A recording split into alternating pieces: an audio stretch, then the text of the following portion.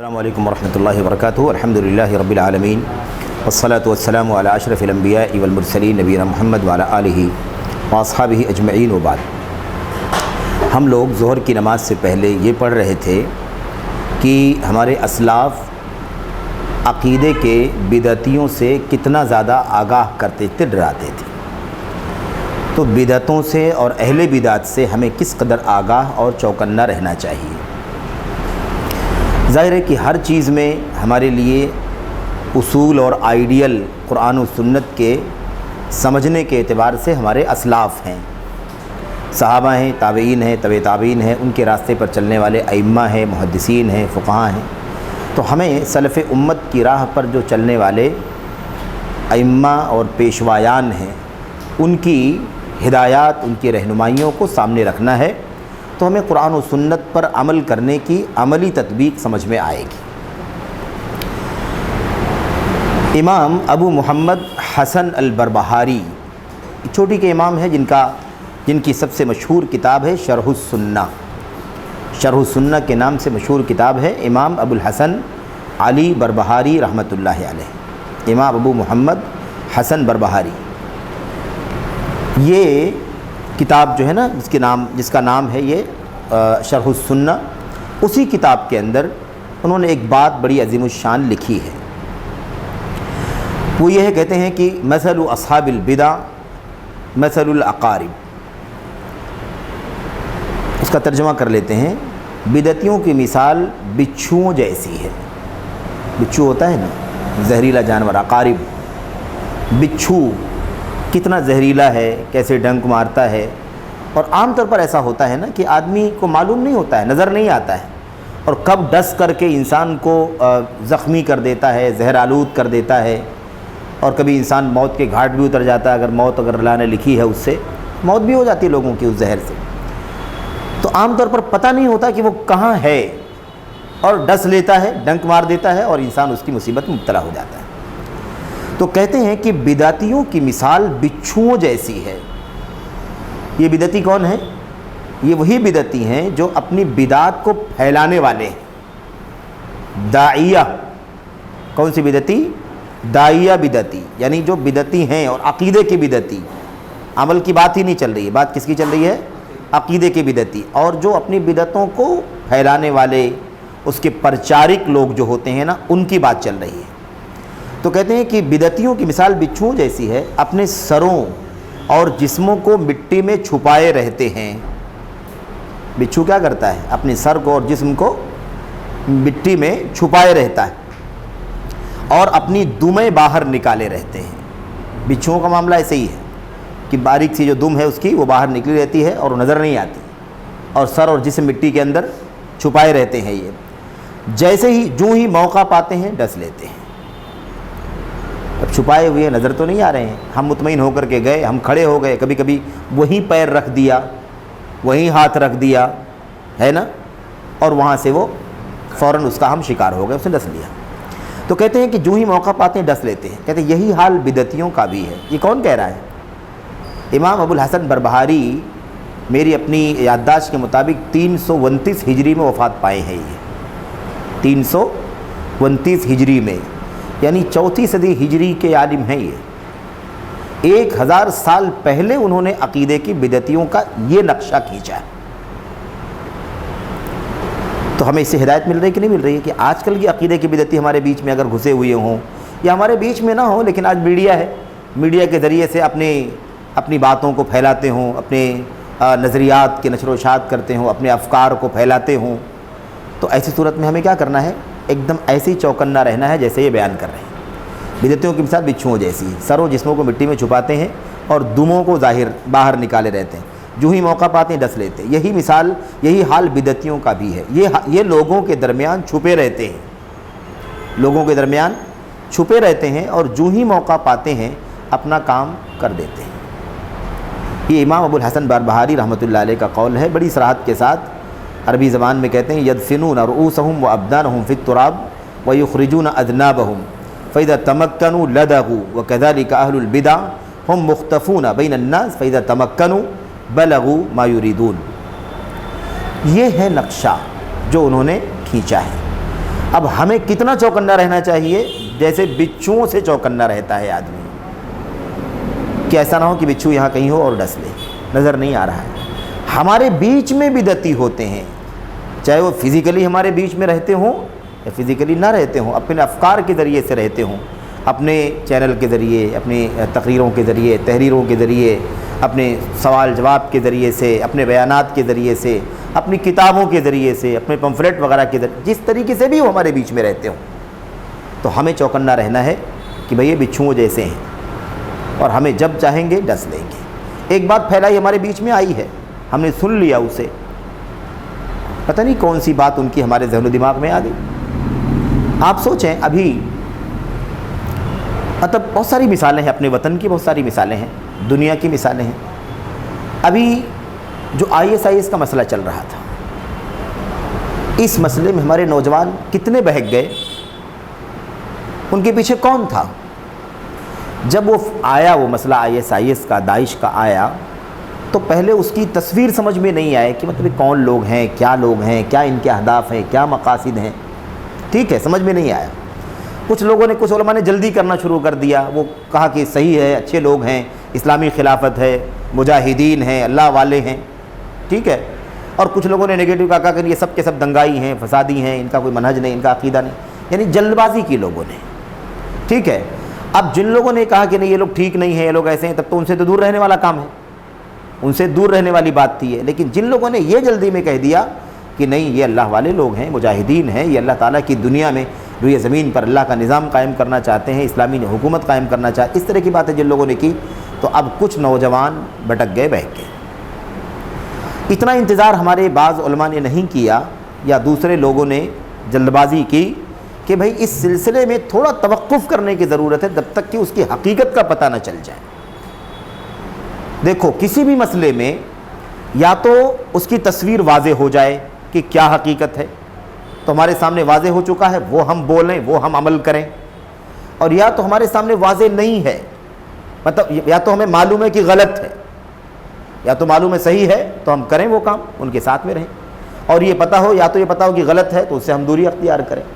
اگر ایسی صورت پیدا ہو جائے کہ تصویر واضح نہیں ہے، ایک سسپینس ہے، پتہ نہیں کیا ہے، کون لوگ ہیں، کیسے لوگ ہیں، ان کا ساتھ دیں نہ دیں، ان کی باتیں سنیں نہ سنیں، اسٹینڈ کیا بنائیں، پازیٹیو بنائیں، نگیٹیو بنائیں، ایسی صورتحال ہو تو ایک تیسرا اسٹینڈ بھی اللہ تبارک و تعالیٰ کی دین میں ہے۔ وہ کیا ہے؟ وہ اسٹینڈ ہے توقف کا۔ توقف کا یعنی رک جانے کا، ٹھہر جانے کا، رک جاؤ، نہ ادھر جاؤ نہ ادھر جاؤ، رکو جب تک کہ اس کی تصویر واضح نہ ہو جائے۔ اب ایسے لوگ جو ہے جو اس سلسلے میں آگے بڑھ گئے اور ان لوگوں نے یہ بات لوگوں کے بیچ میں ڈال دی اور ہمارے نوجوان بہک گئے۔ مجھے نہیں معلوم یہاں کے حالات کیسے ہیں، لیکن شہر بمبئی میں کئی ایک نوجوانوں کو بہرحال اس سلسلے میں بڑی آزمائشوں سے گزرنا پڑا، بڑی آزمائشوں سے۔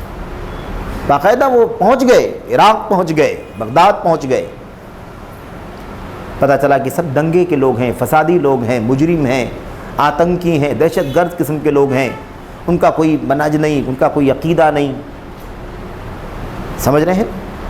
اس لیے مشکوک چیزوں میں ہمیں نہیں پڑھنا ہے، بہت زیادہ محتاط رہنا ہے۔ خیر، ایک آخری بات اور پڑھ لیں، امام ابن رجب رحمۃ اللہ علیہ کی۔ ابن رجب یہ 8ویں صدی ہجری کے عالم ہیں اور محدثین میں سے ہیں۔ امام بخاری کی کتاب صحیح بخاری کی شرح لکھی ہے، ان کی شرح کا نام بھی وہی ہے جو امام بخاری کی کتاب فتح الباری کا نام ہے۔ ابن حجر رحمۃ اللہ نے شرح کی نا فتح الباری کے نام سے، فتح الباری بشرح صحیح البخاری، اسی نام سے ابن رجب رحمۃ اللہ علیہ کی بھی شرح ہے، اور ابن رجب کی شرح ابن حجر رحمۃ اللہ علیہ سے پہلے کی ہے، کیونکہ ابن حجر 852 میں وفات پائے اور یہ 792 میں یا 795 میں وفات پائے، یعنی پہلے ہیں 60 65 سال پہلے، تو ان کی حدیث پہلے شرح پہلے کی، ان کی ہر شرح بعد کی ہے۔ چوٹی کے امام ہیں بڑے، وہ بڑی پیاری بات کہتے ہیں، اور یہ بات ایک تو بدعتیوں کے بارے میں سمجھ میں آئے گی ہمیں، اور دوسرے ان لوگوں کے بارے میں بھی سمجھ میں آئے گی جو علماء نہیں ہیں، علم والے نہیں ہیں، جہالت کی بنیاد پر لوگوں کے سامنے دین اور دعوت کا کام کرنا شروع کر دیتے ہیں۔ اب یہ کس کی بات ہے؟ 8ویں صدی ہجری کی بات ہم کر رہے ہیں. یہ فتنہ کوئی نیا نہیں ہے، پرانا فتنہ ہے. اور یہ 808ویں صدی ہجری کی بات بھی نہیں ہے، بلکہ اس کی جڑیں نبی کریم صلی اللہ علیہ وسلم کے صحابہ کے دور میں بھی تھی. اس زمانے میں صحابہ کرام کے دور میں ایک طبقہ تھا قصاص کا. قصاص قصہ بیان کرنے والوں کو کہتے ہیں، قصہ گوئی. ان کے پاس اچھے اچھے واقعات، دلوں کو کھینچنے والے، ہے نا. اور کیا نام ہے، کبھی انسان سنے تو رونا آ جائے، کبھی انسان سنے تو اس کا دل کانپ اٹھے، ہے نا. اس طرح کی چیزیں بیان کر کے لوگوں کو ایموشنل بنا کر کے ان کے جذبات کو کھینچنا اور ان کو اپیل کرنا، یہ ان کا طریقہ ہوتا تھا. میٹیریل جو ان کا ہوتا تھا سب غیر مستند، غیر معتبر. کوئی صحیح ہے کہ ضعیف ہے، مستند ہے، غیر، اس سے کوئی مطلب نہیں ہے. ان کو کیسے بیان کریں تو لوگ امپریس ہو جائیں گے، یہ ان کا کام تھا. ان کے خلاف عمر بن خطاب اور دیگر صحابہ کرام کے اتنے سارے اقوال، اتنی ساری باتیں، تابعین کی بہت ساری باتیں، تبع تابعین کی بہت ساری باتیں. تو اس کی جڑیں تو پرانی ہیں، لیکن آج یہ میڈیا کے ذریعے سے یہ معاملہ بہت زیادہ بڑھ چکا ہے. کیا کہتے ہیں؟ کہتے ہیں فَأَمَّا أَهْلُ الْبِدْعِ وَالضَّلَالِ، بدعتی اور گمراہ لوگ. اس کا تعلق تو ہمارے اس موضوع سے جو موضوع ہم لوگ پڑھ رہے ہیں، بدعتی، اہل بدعت اور اہل ضلالت، گمراہ لوگ. اس کے بعد کہتے ہیں وَمَن تَشَبَّهَ بِالْعُلَمَاءِ وَلَيْسَ مِنْهُمْ، اور وہ لوگ جو علماء کی مشابہت اختیار کرتے ہیں لیکن علماء میں سے نہیں ہیں. برادروں کا کام یہی تو ہے نا. جو نان علماء ہیں وہ علماء نہیں ہیں، لیکن مشابہت کس سے اختیار کر رہے ہیں؟ وہ علماء کی مشابہت اختیار کر رہے ہیں. انہی جیسا مطلب بولنا چاہتے ہیں، انہی جیسا بیان کرنا چاہتے ہیں، وہ چاہتے ہیں اسٹیج پر آئے، ممبر پر آئے وغیرہ. تو علماء کی مشابہت اختیار کرنے والے، وَلَيْسَ مِنْهُمْ، مشابہت اختیار کرتے ہیں لیکن علماء میں سے نہیں ہیں. کہتے ہیں فَيَجُوزُ بَيَانُ جَهْلِهِمْ، تو ایسے لوگوں کی جہالت کو واضح کرنا جائز ہے. ان بدعتیوں کی جہالت، ان گمراہوں کی جہالت اور ان غیر علماء جو علماء کی مشابہت اختیار کرتے ہیں، ان کی جہالت بھی واضح کرنا، بیان کرنا، کھول کھول کر کے اس کو بیان کرنا کیا ہے؟ جائز ہے. وَإِظْهَارُ عُيُوبِهِمْ، اور ان کے عیوب کو ظاہر کرنا جائز. ان کے اندر یہ عیب ہے، ان کے اندر یہ عیب ہے، ان کے اندر یہ عیب ہے. سمجھ رہے ہیں؟ تو کیوں ایسا کرنا جائز ہے؟ تحذیرا من الاقتداء بہم، لوگوں کو اس سے چوکنا کرنے کے لیے کہ لوگ ان کی پیروی نہ کریں. لوگوں کو چوکنا کرنا، ڈرانا، آگاہ کرنا، تاکہ لوگ ان کے پیچھے چلنا شروع نہ کر دیں. اب یہ بات واضح ہو گئی نا کہ اہل بدعت اور گمراہوں کے بارے میں ہمارا طریقہ کیا ہونا چاہیے؟ ان کی جہالت، ان کی عیوب کو کھولنا جائز ہے. ایسے یہ لوگ جو علماء نہیں ہوں، علماء کی مشابہت اختیار کرتے ہیں، ان کی بھی جہالت کا پردہ فاش کرنا جائز ہے، ان کے عیوب بیان کرنا جائز ہے. اب لوگ جب یہ باتیں کی جاتی ہیں، یہ کام جب کیا جاتا ہے نا، بدعتیوں کو بے نقاب کیا جائے، گمراہوں کو بے نقاب کیا جائے، ان کی تقریریں لائی جائیں، ان کو بے نقاب کیا جائے، ان کے بیانات کو بے نقاب کیا جائے، ان کی کتابوں میں کیا لکھا اس کو کھول کر کے بیان کیا جائے، تو لوگ کیا کہتے ہیں؟ کہتے ہیں کہ آپ ان لوگوں کی بے عزتی کر رہے ہیں. کیا کر رہے ہیں آپ؟ ان کی بے عزتی، ان کی انسلٹ کر رہے ہیں. آپ کیوں ان کو بے نقاب کرتے ہیں؟ ان کی کتابوں میں گندیاں جو ہیں، برائیاں یا جو کچھ عیوب ہیں، آپ کیوں نکالتے ہیں؟ کیڑے کیوں نکالتے ہیں؟ ان کے اوپر کمنٹ کیوں کرتے ہیں؟ تبصرے کیوں کرتے ہیں؟ اس میں ابن رجب رحمۃ اللہ علیہ نے جواب کیا دیا ہے کہ اس کے پیچھے ہمارا مقصد ان کو عیب لگانا نہیں ہے. ابھی مثال کے طور پر ایک کتاب ہے، اس کتاب کے اندر جو منہج کی خرابیاں ہیں، عقیدے کا بگاڑ ہے، بدعات ہیں، ہے نا، گمراہیاں ہیں، یا جہالت کی بنیاد پر کوئی بات لکھی ہوئی ہے بے سر پیر کی، کوئی دلیل نہیں ہے، اگر اس کو ہم لوگوں کے سامنے بیان کریں، آپ ہی کے سامنے بیان کریں کہ دیکھو یہ فلاں فلاں کتاب ہے، اس میں یہ برائی ہے، یہ کمی ہے، اس میں یہ لکھا گیا ہے، اس میں یہ لکھا گیا ہے، اللہ واسطے چوکنا رہو، اس سے آگاہ رہو، ہے نا، تو لوگ کیا سمجھتے ہیں کہ ہم جن کے بارے میں بیان کر رہے ہیں کہ ان کے عیوب، ہم ان کی عیب جوئی کرنے کا ہی کام کر رہے ہیں. لیکن یہ مقصد نہیں ہے ان کی عیب جوئی کرنا. اس کے اندر جو عیب ہے اس عیب کو اس لیے بتایا جا رہا ہے تاکہ لوگوں کو آگاہ کیا جائے کہ یہ ان کی پیروی نہ کریں. آپ یہاں بیٹھے ہوئے ہیں، آپ کے سامنے اگر ان باطل کے عیوب کو اگر بیان کیا جائے تو اس کے بیان کرنے کا مقصد کیا ہے؟ تاکہ آپ اس میں نہ جائیں، فلاں کی کتاب نہ پڑھیں، فلاں کی بات نہ سنیں، فلاں کے لیکچر میں نہ حاضر ہوں، فلاں کے مسائل نہ سنیں، فلاں کے پروگراموں میں آپ شریک نہ ہوں، فلاں سے آپ نہ جڑیں، اس لیے کہ آپ جڑیں گے تو آپ گمراہ ہوں گے.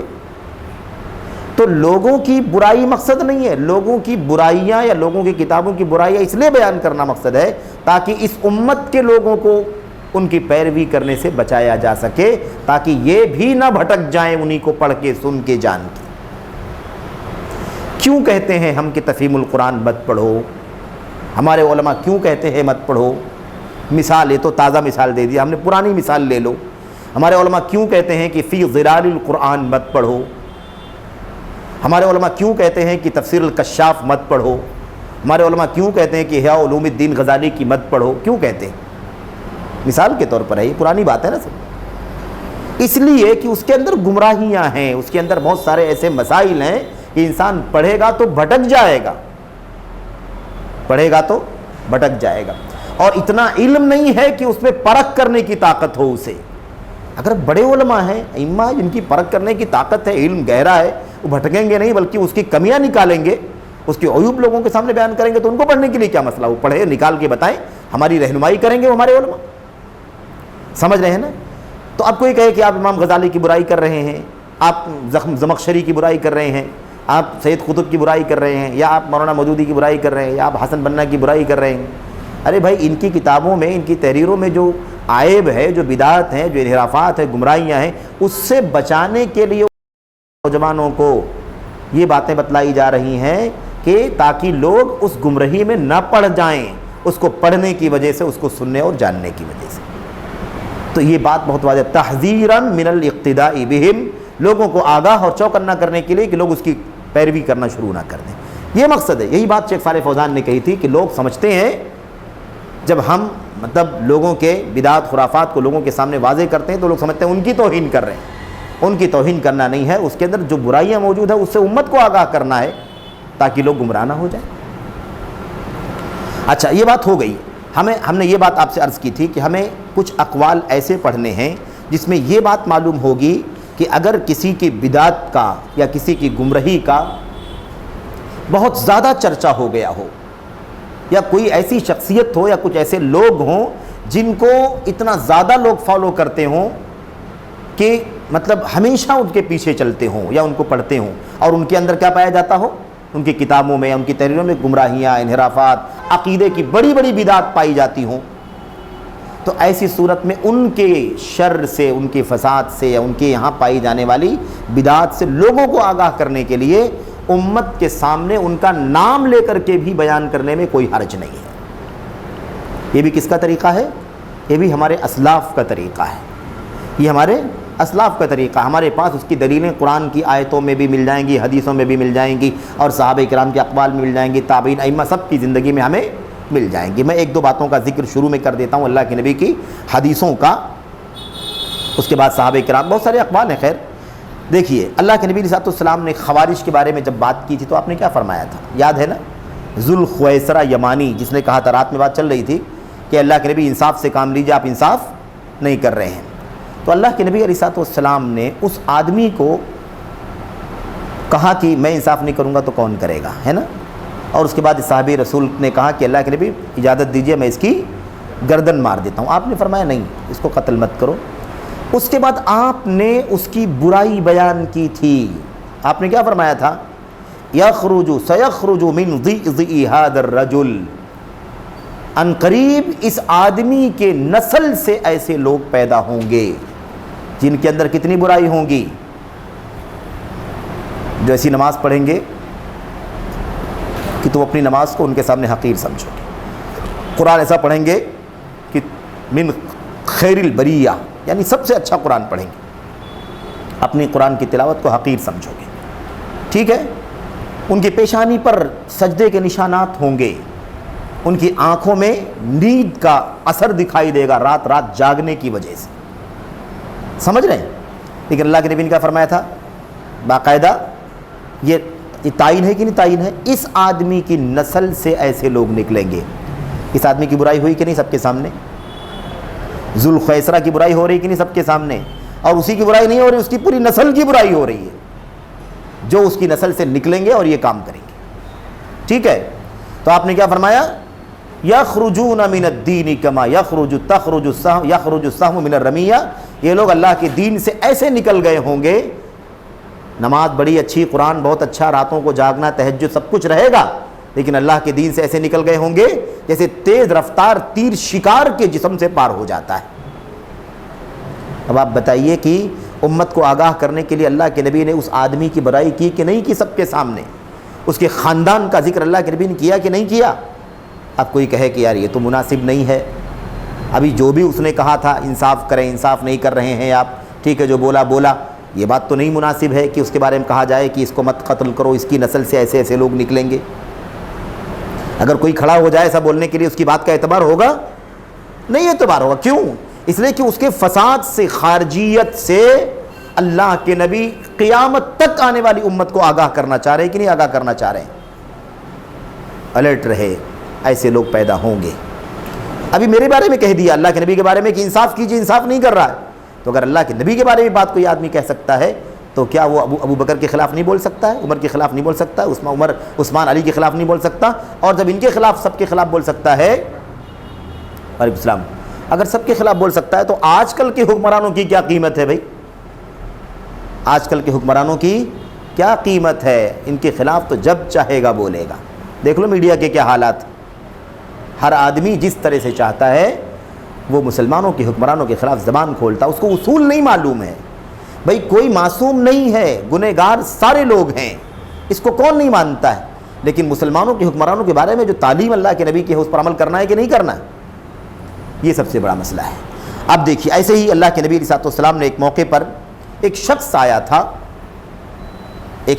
تھا، آتے ہوئے اللہ کے نبی علیہ السلام نے دیکھا تو آپ نے فرمایا بئس اخو العشیرہ، یہ قبیلے کا جو آدمی آ رہا ہے بڑا برا آدمی ہے۔ آپ نے کیا فرمایا تھا؟ بئس اخو العشیرہ، قبیلے کا جو آدمی آ رہا ہے، دکھائی دے رہا ہے آتے ہوئے، یہ بڑا برا آدمی ہے، گندا آدمی ہے۔ یہ حدیث لمبی ہے، اس کا ایک جملہ ہے یہ۔ اللہ کے نبی علیہ السلام نے یہ بات فرمائی، اور جب وہ آیا اور آ کر کے اللہ کے نبی سے ملا تو اللہ کے نبی نے اس سے اچھی ملاقات کی، جیسے نارمل اچھی ملاقات کرتے ہیں نا، اچھے سے بات چیت کرنا اور پوچھنا خیریت وغیرہ، اپنے اچھے سے بات چیت کی۔ اس کے بعد وہ آدمی چلا گیا۔ جب چلا گیا تو اماں عائشہ تھیں، ذہین فتین، امت کی سب سے زیادہ خواتین میں، انہوں نے کہا اللہ کے نبی علیہ السلام مجھے سمجھ میں نہیں آیا، مجھے آپ بتائیے کہ وہ آدمی جب آ رہا تھا تو آپ نے فرمایا یہ قبیلے کا بڑا برا آدمی ہے، اور جب وہ آ گیا تو آپ نے اس سے اچھے سے ملاقات کی، ایسا کیوں؟ آیا تو اچھے سے ملاقات کی، لیکن آپ نے پہلے کیا کہا؟ جو آدمی آ رہا بڑا برا آدمی ہے۔ تو اللہ کے نبی علیہ السلام نے فرمایا عائشہ یہ بتاؤ کہ تم نے مجھے کبھی فحش گفتگو کرنے والا دیکھا ہے؟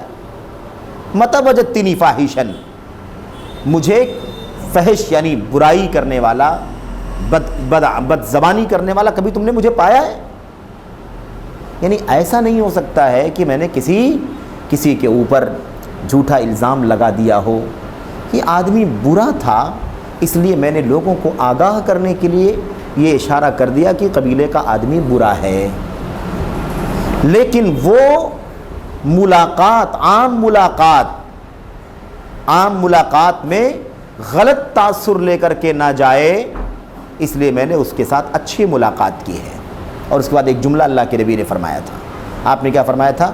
ان شر الناس من ترکہ الناس، ان من شر الناس منزلۃ عند اللہ یوم القیامہ من ترکہ الناس اتقاء شرہ، اللہ تعالیٰ کے یہاں سب سے برا آدمی قیامت کے دن وہ ہوگا جس کے شر سے، جس کی برائی سے بچنے کے لیے لوگ اسے چھوڑ دیں۔ وہ زبان کا اتنا گندا ہو، ہے نا، زبان کا اتنا گندا، گالیاں دیتا ہو، اول فول بولتا ہو، بد زبانی کرتا ہو، ایسے آدمی سے کوئی آدمی اس کے شر سے بچنے کے لیے اس کو چھوڑ دے تو ایسا آدمی قیامت کے دن اللہ تبارک و تعالیٰ کے یہاں سب سے برا آدمی ہوگا، سب سے برے لوگوں میں سے ہوگا۔ اس لیے یہ کام میں نہیں کرتا، لیکن میں نے امت کو آگاہ کرنے کے لیے بتا دیا کہ یہ آدمی کیسا ہے، برا آدمی ہے۔ اس سے معلوم پڑا کہ کسی کے شر سے آگاہ کرنے کے لیے تعیین کے ساتھ، کس کے ساتھ؟ تعیین کے ساتھ بھی ہم نام لے کر کے بھی اس کی رہنمائی، اس کی برائی کر سکتے ہیں، اس میں کوئی عیب کی بات نہیں ہے۔ آگے دیکھیے عبداللہ بن مسعود رضی اللہ تعالیٰ عنہ کیا بیان فرماتے ہیں، کہتے ہیں جسے اپنا دین بچانا پسند ہو، جسے اپنا دین بچانا، دین کی حفاظت کرنا پسند ہو، اسے چاہیے کہ وہ نفس پرستوں اور بدعتیوں کے ساتھ اٹھنے بیٹھنے سے دور رہے۔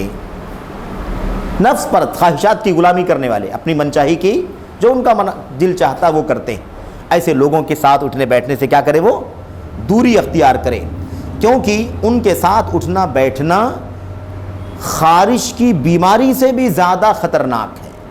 خارش جانتے ہیں نا، کھجلی کی بیماری جو ہوتی ہے نا، ایک تو عام کسی وجہ سے آدمی کو کھجلاتا ہے، کبھی ایک بیماری ہوتی ہے کھجلانے کی، ایک مرض ہوتا ہے، اس کا نام کیا ہے؟ مرض الجرب، یعنی کھجلانے کی بیماری۔ آدمی کو وہ بیماری جب پکڑتی ہے تو وہ چین سے نہیں بیٹھتا ہے اور جلدی وہ مرض چھوڑتا نہیں ہے، علاج کر کر کے آدمی تھک جاتا ہے لیکن کھجلانے کی بیماری ختم نہیں ہوتی۔ اس کو بیان کر کے ابن مسعود کیا فرماتے ہیں کہ یہ جو کیا نام ہے بدعتی اور نفس پرست لوگ جو ہیں، ان سے دوری اختیار کرو، کیونکہ ان کے ساتھ میں رہنے کا معاملہ کیسا ہے؟ ایسے سمجھ لو کہ کھجلی کی یا خارش کی بیماری کسی کو پکڑ لے، جتنی مضبوطی سے بیماری وہ پکڑ لیتی ہے، چھوڑتی نہیں ہے، اتنی ہی مضبوطی سے اس سے بھی زیادہ سخت انداز میں بدعتی کے ساتھ رہنے کا اثر انسان کے اوپر ہو جاتا ہے۔ اس لیے بدعتی سے دور رہنا بے انتہا ضروری ہے۔ ابن مسعود کا ہے۔ ایسے ابن عباس رضی اللہ تعالیٰ عنہ نے کیا فرمایا؟ بدعتیوں کی صحبت میں نہ رہو، میں ترجمہ صرف کر رہا ہوں، عربی ہے عبارت یہاں پر، بدعتیوں کی صحبت میں نہ رہو کیونکہ ان کی صحبت میں رہنے سے دل بیمار ہو جاتے ہیں۔ ان کی صحبت میں رہنا دلوں کو بیمار کر دیتا ہے۔ دلوں کی بیماری، ابھی شرک دل کی بیماری ہے کہ نہیں؟ نفاق دل کی بیماری ہے، کفر دل کی بیماری ہے، بدعات دل کی بیماری ہے، حسد، جلن، کینہ، کپٹ، یہ سب کیا ہے؟ دل کی بیماری ہے۔ ایسے ہی ان بیماریوں میں سب سے بڑی بیماریوں میں سے ایک بیماری کیا ہے؟ بدعت کا دل میں داخل ہو جانا۔ تو بدعتی کیا کرتے ہیں؟ دلوں کو بیمار کر دیتے ہیں۔ اچھا خیر، اس کے بعد دیکھیے میں وہ براہ راست آپ کے سامنے وہ اقوال پیش کرتا ہوں جو براہ راست نام لے کر کے ہمارے اسلاف نے پیش کیا ہے۔ پہلے سنیں، شیخ الاسلام ابن تیمیہ رحمۃ اللہ علیہ فرماتے ہیں، ابن تیمیہ رحمۃ اللہ علیہ فرماتے ہیں، کیا کہتے ہیں؟ پہلے قاعدہ سنیں کہ مطلب یہ قاعدہ ہے کہ نام لے کر کے جس کا فتنہ، جس کا شر، جس کی بدعت بڑھ گئی ہو، اس کے شر سے آگاہ کرنے کے لیے اس کے نام لے کر کے آگاہ کرنا ضروری ہے۔ کہتے ہیں فَإِن كَانَ الرَّجُلُ مُخَالِطًا فِي السَّيْرِ لِأَهْلِ الشَّرِّ يُحَذَّرُ عَنْهُ، اگر آدمی برے لوگوں کے ساتھ گھل مل کر رہتا ہو، اگر آدمی برے لوگوں کے ساتھ گھل مل کر رہتا ہو، بدعتیوں کے ساتھ گھل مل کے رہتا ہو مثال کے طور پر، تو کیا کہتے ہیں؟ یحذر عنہ، تو اس آدمی سے لوگوں کو چوکنا کیا جائے گا، خبردار اس کے قریب نہیں جانا، خبردار اس کے قریب نہیں جانا، اس کے ساتھ اٹھنا بیٹھنا نہیں کرنا، کیونکہ یہ کس کے ساتھ گھلتا ملتا ہے؟ بدعتیوں کے ساتھ، اہل شر کے ساتھ گھلتا ملتا ہے۔ اب آئیے ایگزیکٹ براہ راست نام لے کر کے دیکھیے۔ ابو نعیم رحمۃ اللہ علیہ، ابو نعیم کیا بیان فرماتے ہیں؟ بیان فرماتے ہیں امام ثوری، سب لوگ جانتے ہیں ان کا نام، امام ثوری چوٹی کے امام ہیں، امیر المؤمنین فی الحدیث، کیا کہا جاتا ہے ان کو؟ امیر المؤمنین فی الحدیث، حدیث میں مسلمانوں کے امام، یعنی چوٹی کے امام۔ جو امام بخاری کے بارے میں کہا گیا نا، وہی جملہ ان کے بارے میں کہا گیا، یعنی بہت چوٹی کے امام تھے۔ کتب ستہ کے راوی ہیں، یعنی سارے محدثین نے، 6 کے 6 محدثین نے امام سفیان ثوری سے حدیثیں روایت کی ہیں۔ ان کی پیدائش جو ہوئی ہے وہ 97 ہجری میں ہوئی ہے، 97 بس، یعنی اللہ کے نبی کی وفات کے تقریباً 80-90 سال کے بعد، ٹھیک ہے، 97 میں پیدائش ہوئی ہے۔ وفات کب ہوئی ہے؟ وفات ہوئی ہے 161 میں، 161 میں۔ یہ کیا کہتے ہیں دیکھو، یہ کہتے ہیں امام، ان کے بارے میں امام ابو نعیم کہتے ہیں کہ امام سفیان ثوری ایک دن جمعے کے دن مسجد میں آئے، مسجد ہے جمعے کی نماز کے لیے مسجد میں تشریف لائے، تو ایک بدعتی آدمی جس کا نام حسن بن صالح بن حی ہے، یہ حسن بن صالح بن حی کون ہے؟ حسن بن صالح بن حی نام کا بدعتی، یہ شخص فقہ میں حنفی کہلاتا ہے۔ ان کی سیرت آپ پڑھیں گے جب نا، تو فقہ کی مسائل میں وہ کیا ہے؟ حنفی مسلک کا رجحان. اور آپ دیکھیے امام ابو حنیفہ رحمۃ اللہ علیہ کی وفات کی پیدائش کب ہوئی ہے؟ 80 میں. ٹھیک ہے. اور یہ جو حسن بن صالح ان کی وفات کب ہوئی ہے؟ 100 ہجری میں. ان کی پیدائش کب ہوئی ہے؟ 100 ہجری میں. ابو حنیفہ کی پیدائش رحمۃ اللہ علیہ کی 80 میں، یعنی 20 سال کے بعد پیدائش ہوئی ہے. ان کی وفات 150 میں ہوئی. ابو حنیفہ رحمۃ اللہ، ان کی وفات کب ہوئی ہے؟ ان کی وفات ہوئی 169 میں، 169 169 میں ان کی وفات ہوئی. 169 میں. یہ سفیان ثوری 97 میں، 161 میں وفات. ٹھیک ہے. اور ان کے پیدائش کب ہوئی؟ 100 میں، یعنی 3 سال کے بعد. سمجھ رہے ہیں نا؟ سفیان ثوری مسجد میں داخل ہوئے اسی دور کے، انہی کے لوگوں میں سے، یعنی انہی کے ہمجولی. مسجد کے اندر حسن بن صالح بن حی بیٹھے ہوئے تھے. ہم نے کہا فقہی مسائل کے اعتبار سے یہ حنفیت کی طرف مائل تھے اور عقیدے میں بدعت کی راہ پر چلتے تھے. وہ بدعت کون سی تھی؟ بدعت تھی شیعیت کی، تشیع، رافضیت جس کو ہم کہتے ہیں. لیکن آپ شاید جانتے ہوں کہ رافضیت، شیعہ حضرات جو ہیں ان کی بہت ساری کیٹیگریز ہیں، یعنی بہت ساری قسمیں بن گئی ہیں ان کے اندر. تو ان میں کچھ قسمیں ایسی ہیں جن کے اندر اتنی برائی نہیں ہے جتنا دوسروں میں برائی ہے. جتنی برائی دوسرے شیعوں میں ہے، رافضی میں اتنی برائی ان کے یہاں نہیں ہے. انہی میں سے ایک فرقہ ہے جس کا نام ہے زیدیہ. کیا نام ہے اس کا؟ فرقہ زیدیہ. زیدیہ فرقے سے ان کا تعلق تھا. کن کا؟ یہ حسن بن صالح بن حی کا. اچھا، ایک اور بڑی خطرناک بدعت تھی، اور وہ بدعت کیا تھی؟ وہ تھی تکفیر والی بدعت، اور کبیرہ گناہوں کی بنیاد پر اسلام سے خارج کرنے کی کا عقیدہ، اور اس کے خلاف تلوار اٹھانا جائز ہے، اس کو قتل کرنا جائز ہے، یہ عقیدہ رکھنے والے آدمی تھے. اب ایسا بدعتی آدمی بیٹھا ہوا مسجد کے اندر. امام سفیان ثوری مسجد میں داخل ہو رہے ہیں، جمعہ کا دن ہے، جمعے کی نماز کے لیے مسجد میں حاضر ہو رہے ہیں. جملہ دیکھو کیا کہتے ہیں. کہتے ہیں جیسے داخل ہوئے اور نظر پڑ گئی کس کے اوپر؟ حسن بن صالح بن حی کے اوپر. فقال، فوراً دیکھتے ہی کیا کہا؟ نعوذ باللہ من خشوع النفاق. ہم اللہ تبارک و تعالیٰ کی پناہ مانگتے ہیں نفاق والے خشوع سے. نفاق والے خشوع سے کیا مطلب؟ اب یہ حسن بن صالح بن حی، جمعہ کا دن ہے نا، اور اس زمانے میں پہلے جمعہ میں جایا کرتے تھے. آج بھی ہمارے الحمدللہ جو نیک صالح لوگ ہیں جلدی پہنچتے ہیں، گھنٹہ 2 گھنٹہ پہلے یا صبح. اب وہ چپ چاپ جو ہے نا، سر نیچے جھکا کر کے، ہاتھ پر ٹیک لگا کر کے بیٹھے ہوئے ہیں. کون؟ یہ بدعتی حسن بن صالح بن حی. تو اب اندر تو بدعت ہے، تم کافر سمجھنے کا عقیدہ رکھتے ہو، تلوار اٹھانے کا عقیدہ رکھتے ہو، زیدیہ والا فرقہ تمہارا فرقہ ہے. یہ اتنا خطرناک بدعت کا عقیدہ رکھنے والا اور اتنا متقی پرہیزگار بن کر کے مسجد میں بیٹھا ہوا ہے. بات سمجھ گئے کہ نہیں سمجھ گئے؟ تو امام سفیان ثوری نے دیکھا تو کیا کیا؟ کہا نعوذ باللہ من خشوع النفاق. نفاق کے خشوع سے اللہ کی پناہ چاہتے ہیں. یہ کون سا خشوع ہے بھائی؟ یہ منافقانہ خشوع ہے کہ نہیں ہے؟ یہ منافقت والا خشوع ہے، ایمان والا خشوع نہیں ہے. ہے تو چپ چاپ آرام سے مسجد میں بیٹھ کر کے ذکر اذکار کیا کیا کر رہے ہوں گے، لیکن عقیدہ بدعت سے بھرا ہوا ہے، تکفیر کے قائل ہے. آپ سوچئے کہ امام سفیان ثوری نے اس کا نام کیا دیا؟ خشوع النفاق. اس کا مطلب یہ ہے کہ بدعتیوں کی ظاہری نیکی سے امپریس ہونے کی ضرورت. خشوع کا مطلب نماز میں خشوع ہوتا ہے نا، دل لگا کے، ذہن اللہ کی طرف مائل کر کے، دماغ دنیا کی طرف نہیں جائے، جاب کی طرف نہیں جائے، کاروبار کی طرف نہیں جائے، ادھر ادھر دماغ بھٹکے نہیں، بلکہ ایک دم دل لگا کر کے، ذہن اور دماغ اور دل سب اللہ کی طرف لگا کر کے نماز پڑھنا، اس کو کیا کہتے ہیں؟ خشوع کہتے ہیں.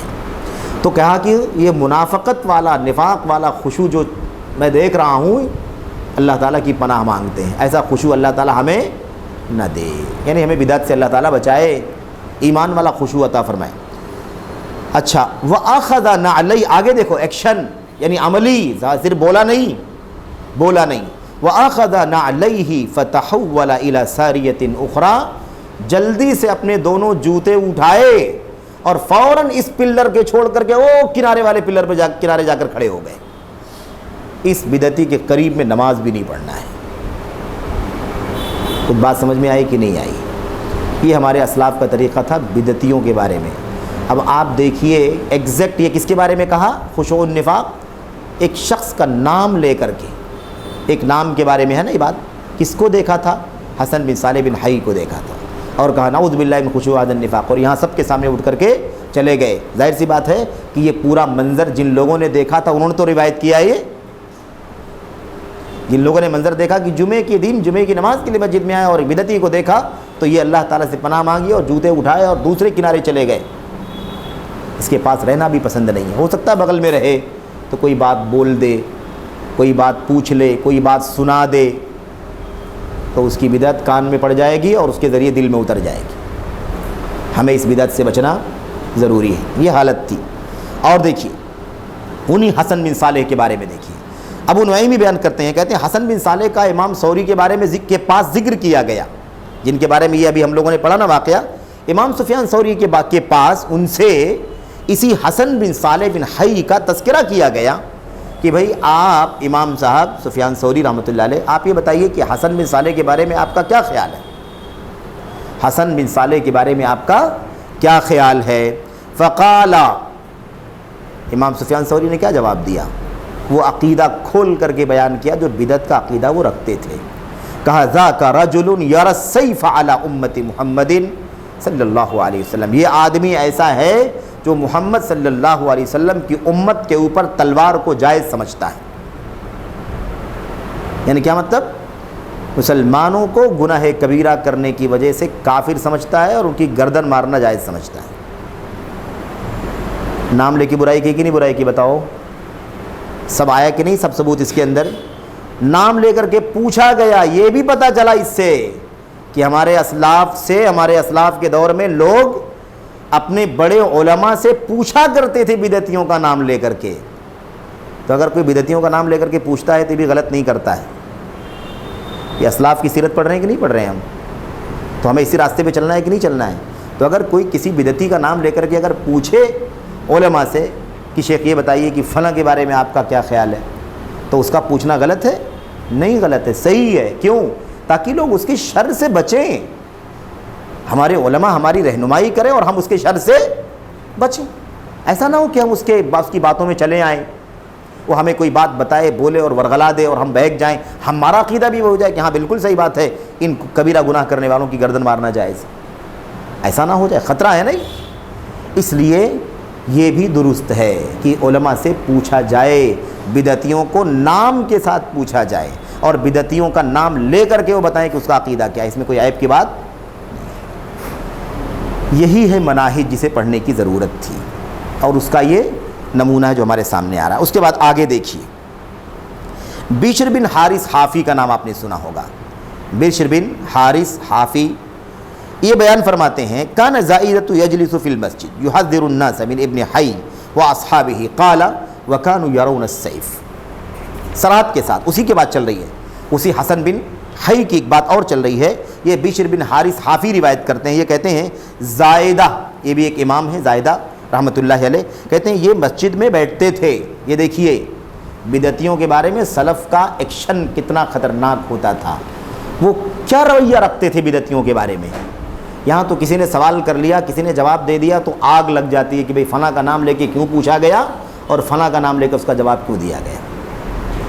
یہ ہمارے اسلاف کا طریقہ ہے، اس میں کوئی عیب کی بات نہیں ہے. اس کی شر سے امت کو بچانا ضروری ہے کہ نہیں ضروری ہے. اس کے بعد آپ دیکھیے کہ وہ بدعتی اور بدعتی کے ساتھی، اس کے اصحاب، اس کے ساتھ اٹھنے بیٹھنے والے، اس کے حواری مواری جس کو ہم کہتے ہیں، ہے نا، ان لوگوں کے بارے میں ہمارے اسلاف کا طریقہ یہ تھا کہ مسجد میں بیٹھ کر کے باقاعدہ لوگوں کو آگاہ کرتے تھے، اے مسجد میں آنے والوں خبردار فلاں فلاں فلاں فلاں کے قریب نہیں جانا، ان سے فلاں فلاں فلاں سے بچ کر کے رہنا. اس لیے کہ ان کا عقیدہ یہ ہے، اس لیے کہ ان کا طریقہ یہ ہے، اس لیے کہ ان کا موقف یہ ہے، یہ فلاں بدعت میں ڈوبے ہوئے ہیں، اس لیے خبردار ان سے بچ کر کے رہنا. کیا بیان فرماتے ہیں بشر بن حارث؟ کہتے ہیں کہ زائدہ رحمۃ اللہ علیہ مسجد میں بیٹھتے تھے، یحذر الناس من ابن حی واصحابہ، اور مسجد میں بیٹھ کر کے لوگوں کو چوکنا کرتے تھے، خبردار کرتے تھے ابن حی سے، وہی صالح ابن حی اور اس کے ساتھیوں سے۔ وہی دیکھو وہ صالح بن حی بن ہے نا، حسن کیا ہے ان کا نام، صالح بن حسن بن صالح بن حی، حسن بن صالح بن حی اور اس کے ساتھیوں سے خبردار رہنا، بچ کر کے رہنا، قریب نہیں جانا، کوئی بات نہیں سننا، کوئی بات نہیں پوچھنا، مجلس میں نہیں بیٹھنا، سمجھ رہے ہیں؟ اور اس کے بعد دلیل پیش کرتے تھے، کیوں منع کر رہا ہوں میں ان لوگوں سے، حسن بن صالح بن حی اور اس کے ساتھیوں سے، اس کے احباب سے، اس کے ہمجولیوں سے کیوں منع کر رہا ہوں؟ اس لیے کہ وَكَانُوا يَرَوْنَ السَّيْفَ کہ یہ اور اس کے سارے ساتھی تلوار کے قائل ہیں، تلوار کے قائل ہیں، یعنی گناہ کبیرہ کی وجہ سے گردن مارنا کافر سمجھتے ہیں اور کافر کی گردن مارنا جائز سمجھتے ہیں۔ یہ ہے تکفیر، خارجیت کا عقیدہ یہی ہے، خروج کا عقیدہ یہی ہے۔ اب امت محمد کے خلاف، ایک تو امت محمد سارے لوگ ہو گئے، لیکن ان سب میں سب سے خطرناک کیا ہے؟ مسلمانوں کی جو کہہ لیجئے کہ مسلمانوں کا جو حاکم ہے، مسلمانوں کا جو ولی امر ہے، مسلمانوں کا جو امام ہے، امیر ہے، اس کے خلاف تلوار کو جائز سمجھنا، یہ اس پوری لسٹ میں سب سے اونچا گناہ ہے۔ تو ایک عام آدمی کو کوئی قتل کر دے اس لیے کہ اس کا عقیدہ ہے کہ وہ گناہ کبیرہ کرتا ہے، ٹھیک ہے، گناہ کبیرہ کرنے کی وجہ سے کافر نہیں ہوتا، لیکن اس کو کافر سمجھ کر کے قتل کر دیتا ہے، مجرم ہے۔ لیکن اگر ایک کوئی آدمی مسلمانوں کے امام اور مسلمانوں کے امیر کے خلاف اگر یہ عقیدہ رکھے اور اس کی گردن مار دینا جائز سمجھتا ہو، تو اس کا جرم اور اس کا شر کتنا زیادہ بڑا ہوگا۔ تو نام لے کر کے اس کے بعد دیکھیے، خیر اور بھی کئی ایک واقعات ہیں، ایک واقعہ اور حسن بن صالح کے بارے میں پڑھیں، اس کے بعد پھر دوسرا تیسرا ایک دو حوالے اور میں آپ کے سامنے پیش کرتا ہوں۔ یہاں پر یہ جو واقعہ آپ کے سامنے اس اثر بیان کرنے جا رہا ہوں، میں ترجمہ ہی بیان کرتا ہوں تاکہ وقت جو ہے نا وہ کم لگے۔ اس میں یہ معلوم پڑے گا، جیسا کہ میں بات کر رہا تھا آپ سے، کہ اگر کسی بدعتی سے لوگوں کو آگاہ کرنے کے لیے اس کی بدعت بیان کیا جائے تو لوگ اس سے اس کی انسلٹ، اسے دشمنی اور اس کی عداوت سمجھتے ہیں۔ کل بھی شاید یہ بات ہو رہی تھی کہ وہ عداوت اور دشمنی نہیں ہے، بلکہ وہ اس کے ساتھ ہمدردی اور خیرخواہی ہے۔ کسی کی بدعت کو سمجھانا کہ بھئی آپ کے ہاں بدعت پائی جاتی ہے، آپ اسے توبہ کر لو، یہ اس کی خیرخواہی ہے، اور اس کی بدعت سے لوگوں کو آگاہ کرنا بھی لوگوں کی خیرخواہی ہے، اس میں کوئی عیب نہیں ہے، خیرخواہی ہے، بھلائی ہے۔ یہ دیکھو، یہ کوئی آج ہماری اور آپ کی بات نہیں ہے، بلکہ یہ بات کس کی ہے؟ ہمارے اسلاف کی ہے۔ اور ہم نے ذکر کیا، اسی لیے سن کا ذکر اس لیے کیا گیا تاکہ آپ کو پتہ چلے سفیان ثوری کس زمانے کے ہیں اور حسن بن صالح بن حی کس زمانے کا ہے، اسی دور کا ہے نا۔ یہ 100 میں پیدا ہوا بھائی اور 169 میں وفات پا گئے، تو آپ سوچئے کہ دوسری صدی ہجری ہی میں پیدا ہوئے، یعنی آغاز ہی میں پیدا ہوئے، ایک دم اسٹارٹ کی بات ہے۔ اللہ کے نبی کی وفات کے تقریباً 100 سال سے کم کا عرصہ گزرا تھا، 90 سال کا، 88 89 سال کا وقفہ گزرا تھا۔ اس کے بعد یہ فتنہ اس طرح سے آنے لگا۔ تو آپ سوچئے کہ اس زمانے میں لوگ کس طرح سے بدعتیوں سے آگاہ کرتے تھے، ہمارے اسلاف، صحابہ، تابعین، ائمہ۔ تو آج ہمیں اس بات کو کتنا گہرائی سے سمجھنے کی اور اس پر عمل کرنے کی ضرورت ہے۔ کہتے ہیں ابو صالح الفرا رحمۃ اللہ علیہ بیان کرتے ہیں، میں نے یوسف بن اسباط سے وکی کے بارے میں فتنوں کی بابت کچھ چیز ذکر کی، تو انہوں نے کہا یہ بھی اپنے استاذ یعنی حسن بن حی کے مشابہ ہے۔ کیا مطلب؟ مطلب یہ ہے کہ حسن بن صالح بن حی کے بارے میں ہم لوگوں نے بھی پڑھا، ٹھیک ہے، ان کا عقیدہ کیا ہے؟ تو کہتے ہیں، یہاں واقعہ بیان کرتے ہیں کہ پوچھا گیا کہ فلاں آدمی کیسا ہے،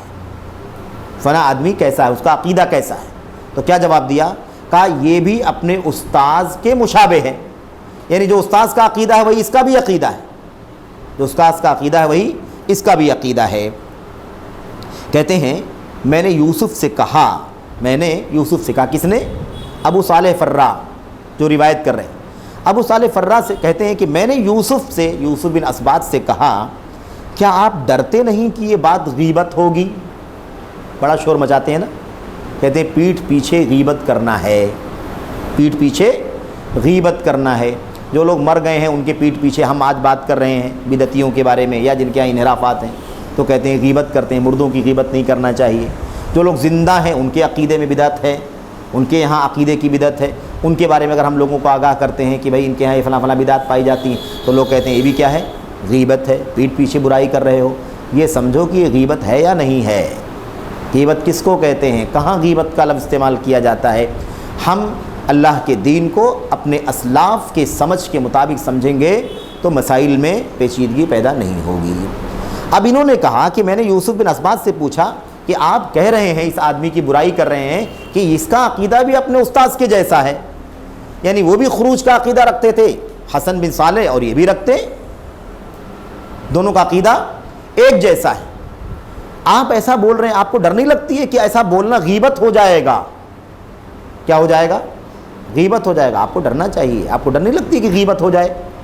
تو انہوں نے کیا جواب دیا؟ دیکھیے حسن بن اسباط، یوسف بن اسباط کیا جواب دیتے ہیں؟ وہ کہتے ہیں بیوقوف کہیں کے، احمق کہیں کے۔ عربی میں عبارت کیا ہے؟ اصل میں جب تک عربی سامنے نہ ہو، عربی بات نہ ہونا، عربی الفاظ نہ پڑھے جائیں، اس میں لذت نہیں ملتی۔ اختصار میں یہ چیزیں بڑی مشکل ہوتی ہیں کہ آدمی کون سی بات کیسے پیش کرے۔ انہوں نے کہا لما یا احمق، احمق آدمی کیسی بات کرتے ہو، کیوں ایسا کہہ رہے ہو کہ اس کی برائی کرنے سے غیبت نہ ہو جائے؟ کیوں غیبت ہو جائے گی؟ بیوقوف ہو، نادان ہو، احمق ہو۔ کیا کہا؟ انا خیر لہؤلاء من امہاتہم و آبائہم، تم کہتے ہو غیبت نہ ہو جائے، بھائی میں ان کے لیے، ان کے ماں باپ سے زیادہ ان کے لیے بہتر ہوں۔ ان کے ماں باپ جتنا ان کے لیے بہتر ہیں، ان کے ماں باپ سے زیادہ میں ان کے لیے بہتر ہوں۔ کیوں؟ وجہ بیان کرتے ہیں، کہتے ہیں انا انہى الناس ان يعملوا بما احدثوا فتتبعهم اوزارهم ومن اطراهم كان اضر عليه۔ جملہ سنیں کیا کہا؟ کہ غیبت کی کیا بات ہے؟ جتنا ان کے ماں باپ ان کے لیے بہتر ہے نا، اس سے زیادہ میں ان کے لیے بہتر ہوں۔ اس کی وجہ یہ ہے، کیا جواب دیا؟ میں لوگوں کو ان کی ایجاد کردہ بدعات پر عمل کرنے سے منع کر رہا ہوں۔ میں جو کہہ رہا ہوں کہ اپنے استاذ کی طرح یہ بھی ہے، جو اس کے استاذ کا عقیدہ تھا اسی وہی عقیدہ اس کا بھی ہے، یہ لوگوں کو جو میں بتا رہا ہوں نا، یہ لوگوں کے لیے بہت بڑی خیر خواہی کا، بھلائی کا معاملہ ہے۔ میں لوگوں کو اس لیے آگاہ کر رہا ہوں تاکہ لوگ ان کی ایجاد کی ہوئی بدعتوں پر عمل نہ کریں، تاکہ ان کے اوپر گناہوں کا بوجھ نہ لدے۔ گناہوں کا بوجھ آئے گا کہ نہیں آئے گا؟ شرک کریں گے گناہ کا بوجھ آئے گا، بدعت کریں گے گناہوں کا بوجھ آئے گا، دوسرے سارے گناہ کریں گے گناہوں کا بوجھ لدے گا۔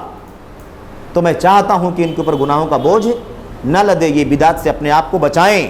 اور آگے کیا کہا؟ کہا اور جو انہیں بڑھاوا دیتا ہے وہ ان کے لیے اور زیادہ نقصان ہے۔ جو اس کو بڑھاوا دیتا ہے وہ ان کے لیے اور زیادہ نقصان ہے، نقصان دہ ہے، اس لیے اس سے بھی بچنے کی، اور زیادہ بچنے کی ضرورت ہے۔ خلاصہ کلام کیا نکلا؟ خلاصہ کلام یہ نکلا کہ نام لے کر کے بھی اہل بدعت کی برائی کرنے میں کوئی عیب کی بات نہیں ہے، اور ایسا کرنے میں خیر خواہی ہے، اس کے اندر بدخواہی نہیں ہے، اس کے اندر مذمت نہیں ہے، بلکہ یہ یہاں تک کہا کہ جتنا ان کے ماں باپ ان کے حق میں بھلا چاہتے ہیں، میں اس سے زیادہ ان کے لیے بھلا چاہتا ہوں۔ ماں باپ کھلا دیں گے، پلا دیں گے، پہنا دیں گے اور دیگر خدمت کر دیں گے، لیکن میں جو انہیں سکھا رہا ہوں، بتا رہا ہوں، آگاہ کر رہا ہوں، اس سے تو ان کی جنت اور جہنم کا معاملہ ڈیپینڈ ہوتا ہے۔ سمجھ رہے ہیں نا؟ عذاب کا معاملہ آتا ہے۔ اس طرح سے ہمارے اسلاف کا طریقہ یہ تھا، اس طرح سے وہ سمجھایا کرتے تھے۔ اچھا، اس کے بعد ایک دو قول اور آپ پڑھ لیں تاکہ یہ بات سمجھ میں آ جائے۔ امام احمد بن حنبل کے بیٹے ہیں عبداللہ بن احمد، وہ بھی محدث ہیں، امام عبداللہ بن احمد بن حنبل۔ یہ بیٹے بیان کرتے ہیں اپنے والد کے بارے میں، کہتے ہیں میں نے اپنے والد کو بیان کرتے ہوئے سنا، میں نے اپنے والد کو بیان کرتے ہوئے سنا، فرماتے ہوئے سنا۔ کیا کہہ رہے تھے امام احمد؟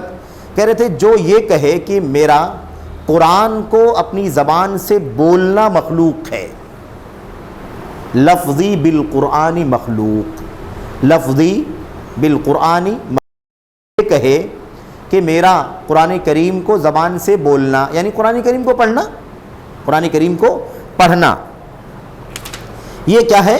مخلوق ہے۔ جو یہ کہے کہ میرا قرآن کریم کو بولنا مخلوق ہے، یہ بہت بڑی بری اور بڑی گھٹیا بات ہے، بات سمجھ گئے کہ نہیں سمجھ گئے؟ یہ جہمیہ کی بات ہے. اب بات کو سمجھے. جہمیہ کا لفظ آ گیا نا, سمجھ میں آ گیا کہ معاملہ عقیدے کی بدعت کا ہے. جہمیہ کا عقیدہ ہے وہ کون سا عقیدہ ہے؟ کون سی بدعت؟ عقیدے کی بدعت ہے. جہمیہ اللہ کی صفات کا انکار کرنے والے, جن کو معطلہ کہا جاتا ہے انہی کو جہمیہ کہا جاتا ہے.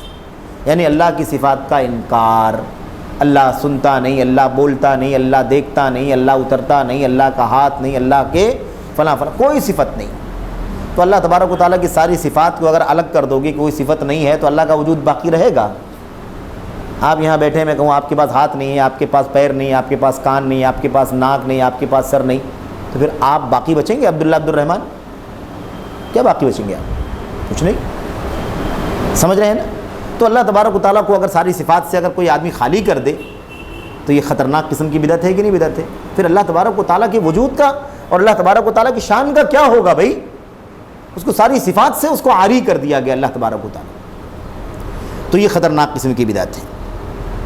میرا قرآن کو بولنا مخلوق ہے, یہ بڑی بری اور گھٹیا بات ہے, یہ جہمیہ کی بات ہے. دو بات سمجھ لیں اچھی سے. ایک چیز ہے قرآن کریم جو اللہ کا کلام ہے, قرآن کریم جو اللہ کا کلام ہے, یعنی جو الفاظ اور حروف ہیں الحمدللہ رب العالمین, وہ کاغذ نہیں جہاں لکھا ہوا ہے, وہ اینک نہیں جس سے لکھا گیا ہے, وہ بائنڈنگ نہیں جس کے اندر وہ بائنڈ کیا ہوا ہے, نہیں, وہ کلام. یہ بات جو اللہ تعالیٰ کی ہے الحمدللہ رب العالمین, یہ کیا ہے؟ یہ اللہ کا کلام ہے. اللہ کی صفت ہے مخلوق نہیں. کاغذ مخلوق ہے جس پر لکھا گیا ہے, اینک اس کی روشنائی جو ہے وہ مخلوق ہے, ٹھیک ہے, جس سے لکھا گیا ہے, اور جو جلد وغیرہ ہے وہ سب کیا ہے؟ مخلوق ہے. یا ڈیجیٹل ہے تو بقیہ ساری چیزیں مخلوق ہیں, لیکن کلام اللہ کا, اللہ کی صفت ہے, وہ مخلوق نہیں ہے. ہم جب اپنی زبان سے الفاظ قرآن کے بولتے ہیں, ہم پڑھتے ہیں نا الحمدللہ رب العالمین. اب یہ ہم نے آیت کریمہ پڑھی ہے, آیت کریمہ جب پڑھی ہم نے تو اس میں آواز آئی, ٹھیک ہے, وہ آواز جو آواز نکلی ہماری, اس آواز کے ذریعے ہم نے پڑھا, وہ ہماری آواز ہے نا. اللہ تعالیٰ کی مخلوق ہے کہ نہیں مخلوق ہے؟ اللہ کی مخلوق ہے, لیکن وہ کلام جو ہے مخلوق نہیں ہے. اس لیے یہ بدعتیوں کا طریقہ تھا کہ اب قرآن مخلوق ہے کہ نہیں مخلوق ہے, یہ ایک مسئلہ. اب الجھانے کے لیے کیا کہا؟ قرآن کریم کا میرا قرآن کریم کو زبان سے بولنا مخلوق ہے کہ نہیں ہے. کوئی شبہے میں ڈالنے کی کوشش نہ کرے. اللہ کا کلام مخلوق نہیں ہے, وہ اللہ کی صفت ہے. میری ذات کا جو تعلق ہے وہ سب مخلوق ہے. میرا بولنا, میرا چلنا, میرا کہنا سب کیا مخلوق ہے, لیکن وہ کلام جو اللہ تعالیٰ کا زبان سے ادا ہو رہا ہے وہ کلام مخلوق نہیں ہے. تو اس طرح کی بات کو امام احمد نے کیا کہا؟ ایسا فتنے میں ڈالنا, ایسا شبہے میں ڈالنا, ایسی بات کرنا, یہ بڑی بری بات ہے, گھٹیا بات ہے. اور کون لوگ ایسی بات کرتے ہیں؟ جہمیہ. جہم بن صفوان. جہم بن صفوان یہ استاد نہیں ہے, شاگرد ہے. استاد کون ہے؟ استاد جعد بن درہم. اس فرقے کا, اس عقیدے کا, باطل عقیدے کا, اس بدعت کا ایجاد کرنے والا جعد بن درہم ہے. کون ہے؟ جعد بن درہم ہے. لیکن فرقے کا نام جادیہ نہیں بنا, فرقے کا نام کیا پڑا؟ جہمیہ پڑا. اس کا نام ہے جہم بن صفوان. وہ ہے جعد بن درہم اور یہ ہے جہم بن صفوان. جعد بن درہم نے اس فکر کو, اس گمراہی کو پھیلایا, لیکن اس کی اس بدعت کا چرچا جب ہوا اور وقت کے حاکم جو اہل السنہ والجماعہ کے تھے ان کو پتہ چلا کہ ایسی بدعت ہے, سمجھایا بجھایا, علماء کو بھیج کر کے بہت کوشش کی, نہیں مانا. تو عید کا دن تھا. کون سی عید تھی؟ میٹھی عید نہیں تھی, قربانی والی عید تھی. تو خلیفہ وقت نے عید کا خطبہ دیا, نماز پڑھائی اور عید کا خطبہ دیا. عید کا خطبہ دے کر کے اترے تو کہا کہ اے لوگو قربانی کرو, ایھا الناس ضحوا, قربانی کرو, تقبل اللہ ضحایاکم, اللہ تعالیٰ تمہاری قربانیوں کو قبول فرمائے. وَإِنِّي مُضَحٍ بِالْجَعْدِ بْنِ دِرْہَم, اور میں تو جعد بن درہم کی قربانی کرنے والا ہوں، اور وہاں سے اتر کر کے جعد بن درہم کو وہیں قتل کر دیا۔ یہ وقت کے حاکم تھے جن کا نام تھا خالد بن عبداللہ القصری، خالد بن عبداللہ القصری۔ تو خالد بن عبداللہ قصری رحمۃ اللہ علیہ کا یہ بہت عظیم الشان واقعہ ہے، لیکن اب یہ کام ہم لوگ نہیں کرنا شروع کر دیں گے، سمجھ رہے ہیں نا؟ اس لیے بار بار کہہ رہا ہوں کہ وہ حاکم تھے، ولی امر تھے، مسلمانوں کا نظام تھا، تب انہوں نے کام کیا تھا۔ تو عین عید کے دن، عید الاضحیٰ کے دن، اور کیا کہا اس لیے اسے قتل کرنا ہے، مجھے قربانی کرنا ہے اس کی، یعنی قتل کرنا ہے، سزا دینا ہے اسے، اس لیے کہ یہ کہتا ہے کہ اللہ نے موسیٰ سے کوئی بات نہیں کی، اللہ نے ابراہیم کو کوئی خلیل نہیں بنایا۔ ہم لوگ دوست بناتے ہیں، جب کسی کو دوست بناتے ہیں تو ہماری طبیعت کا میلان ہوتا ہے کہ نہیں ہوتا ہے؟ تو کہتا تھا کیسے مان لیں کہ اللہ تعالیٰ نے کسی کو جگری دوست بنایا؟ خلیل کے معنی تو جگری دوست کے ہوتے ہیں، سمجھ رہے ہیں؟ جس کی محبت ہمارے رگ و ریشے میں آ جائے، ہماری محبت اس کے رگ و ریشے میں آ جائے، ایسے دوست کو خلیل کہتے ہیں، جگری دوست، دل میں اترنے والا دوست۔ تو کہتے ہیں کہ کیسے؟ وہ کہتا تھا کیونکہ صفات کا منکر تھا وہ، تو اس نے کیا کہا میں نہیں مانتا کہ اللہ نے خلیل بنایا۔ اگر میں مان لوں اللہ نے خلیل بنایا تو پھر انسانوں والی بات ہو جائے گی، ہم کسی کو دوست بناتے ہیں تو ہمارا دل ادھر مائل ہوتا ہے، اس کا دل ہماری طرف مائل ہوتا ہے، تو یہ تو نقص ہے ہمارا، تو یہ بات اللہ کے بارے میں کیسے کہیں ہم؟ اس لیے میں اس صفت کو نہیں مانتا۔ کلام، بات کرنا، بات تو انسان بھی کرتا، کیسے مان لوں کہ اللہ نے بات کیا، کلام کیا؟ ہاں موسیٰ نے اللہ سے بات کیا مانتا ہوں، لیکن اللہ نے موسیٰ سے بات کیا یہ نہیں مانتا۔ کہ اللہ نے قرآن میں کیا فرمایا؟ وَكَلَّمَ اللَّهُ مُوسَىٰ تَكْلِيمًا، اللہ نے موسیٰ سے بات کی ہے۔ اللہ نے یہ نہیں فرمایا وَكَلَّمَ اللَّهُ مُوسَىٰ تَكْلِيمًا، اللہ سے موسیٰ نے بات کی، بلکہ اللہ نے کیا فرمایا؟ اللہ نے موسیٰ سے بات کی، موسیٰ نے اللہ سے بات کی نہیں۔ اللہ فاعل ہے، وَكَلَّمَ اللَّهُ، اللہ نے کلام کیا موسیٰ علیہ السلام سے، سمجھ رہے ہیں؟ تو انہوں نے کہا، جب سزا دی تو کیا کہا اس لیے کہ اس کا عقیدہ ہے کہ اللہ نے موسیٰ سے کلام نہیں کیا ہے، اللہ کی صفات کا منکر ہے۔ اور اللہ ان اللہ لم یتخذ ابراہیم خلیلا ولا کلم اللہ موسیٰ تکلیما، نہ تو اللہ نے موسیٰ سے گفتگو کی ہے، نہ اللہ نے ابراہیم خلیل اللہ کو اپنا جگری دوست بنایا۔ اس لیے اس کی سزا یہ یہاں میں دینا چاہتا ہوں، سارے عوام کے سامنے سزا۔ تو اندازہ لگاؤ کہ اگر مسلمانوں کا نظام ولی امر کا نظام ہوتا تو اہل بدعت کے ساتھ کیا سلوک ہوتا۔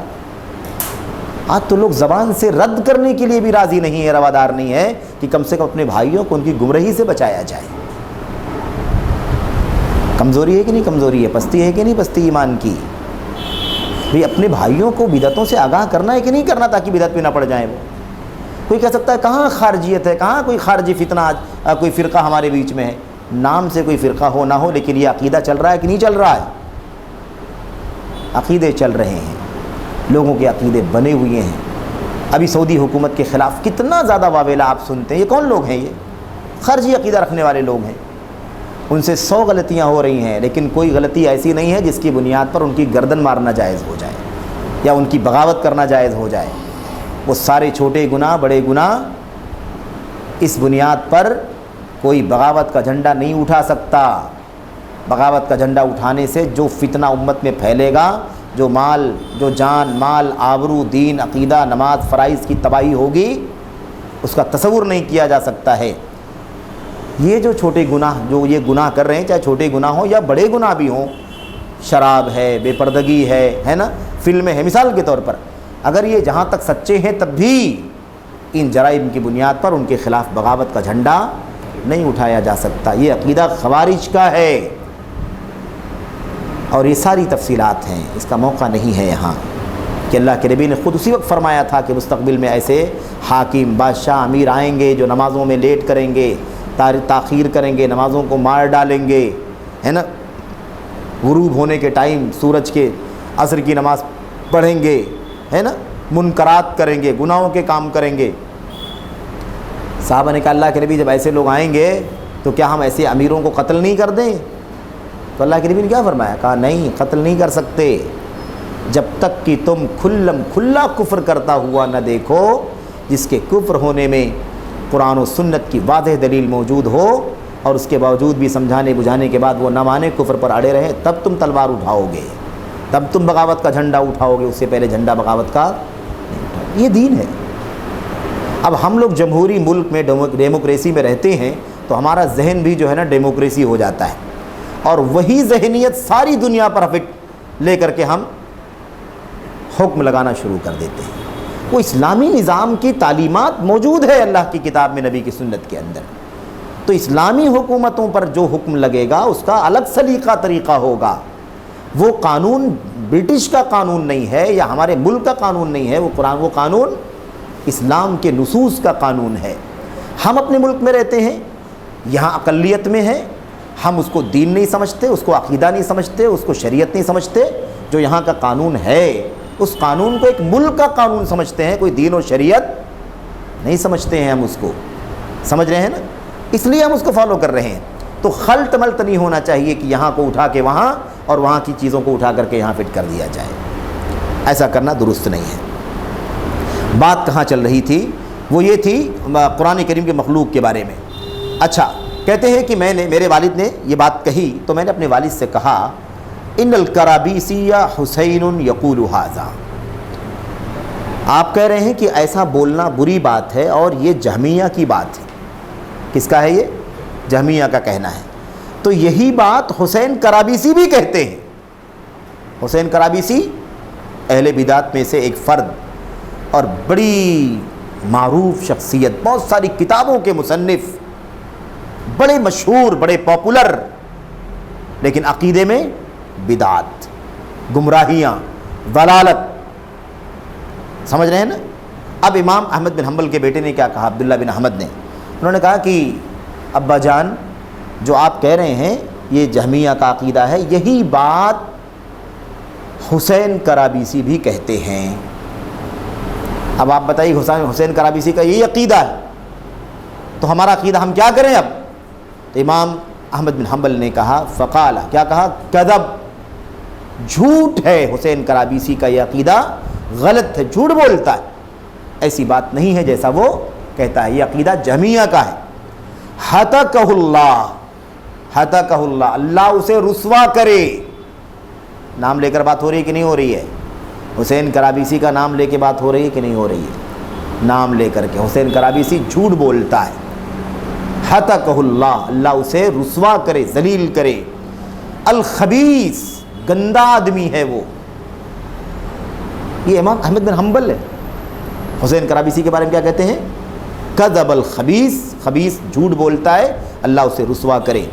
وقال قد خلف هذا بشرا المریسی، اللہ اکبر، کیا کہتے ہیں؟ کہتے ہیں یہی وہ آدمی ہے جو بشر مریسی کا جانشین ہوا ہے۔ بشر مریسی کون ہے؟ یہ بھی اسی عقیدے کا آدمی، ان کا استاد۔ کس کا استاد؟ حسین کرابیسی کا استاد۔ حسین کرابیسی کا استاد بشر مریسی کا جو عقیدہ تھا، اس آدمی کے دنیا سے چلے جانے کے بعد، مر جانے کے بعد اس کا جانشین کون بنا ہے؟ حسین کرابیسی بنا ہے۔ آپ نے دیکھا نام لے کر کے سب کا رد ہو رہا ہے کہ نہیں ہو رہا ہے؟ حسین کرابیسی کا نام لے کر کے رد ہو رہا ہے، اس کے استاذ بشر مریسی کا رد ہو رہا ہے، اور رد کون کر رہا ہے؟ امام احمد بن حنبل۔ سوال کون کر رہا ہے؟ ان کے بیٹے احمد بن حنبل۔ یہ سب محدثین ہیں، چھوٹی کے ائمہ۔ اس سے اندازہ لگاؤ کہ نام لے کر کے رد کرنے کا طریقہ سلف کے ہاں موجود تھا یا نہیں تھا۔ تو کیوں نہیں؟ اس لیے کہ یہ بڑے بڑے ائمہ تھے، بدعت میں تھے لیکن بڑے بڑے امام تھے، یعنی اماموں کے، بدعتیوں کے پیشوا تھے، اس لیے ان سے آگاہ کرنے کے لیے نام لینا بھی درست ہے، جائز ہے۔ اچھا، اس کے بعد دیکھیے کیا کہا۔ میں کچھ ایک دو باتیں اور بیان کر کے اپنی بات ختم کرتا ہوں، ہے نا۔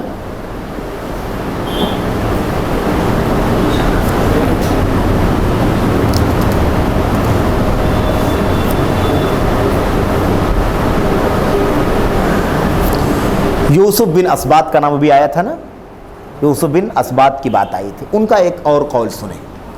یوسف بن اسباط رحمۃ اللہ علیہ فرماتے ہیں، دیکھو اس میں ایک تیسری بات، میں جو آپ کے سامنے اقوال پیش کر رہا ہوں اس میں اضافی فائدے کو دیکھ کر کے پیش کر رہا ہوں۔ اس قول میں ایک اضافی معلومات ہے، اس قول میں ایک اضافی معلومات ہے، اس قول میں ایک اضافی، اس حساب سے تاکہ وہ تکرار نہ ہو۔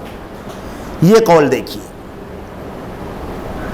یوسف بن اسباط امام ہیں، سلف کے امام ہیں، ان کے والد کا عقیدہ کیا تھا؟ ان کے والد کا عقیدہ کیا تھا. کہتے ہیں خود بیان کرتے اپنے والد کے بارے میں.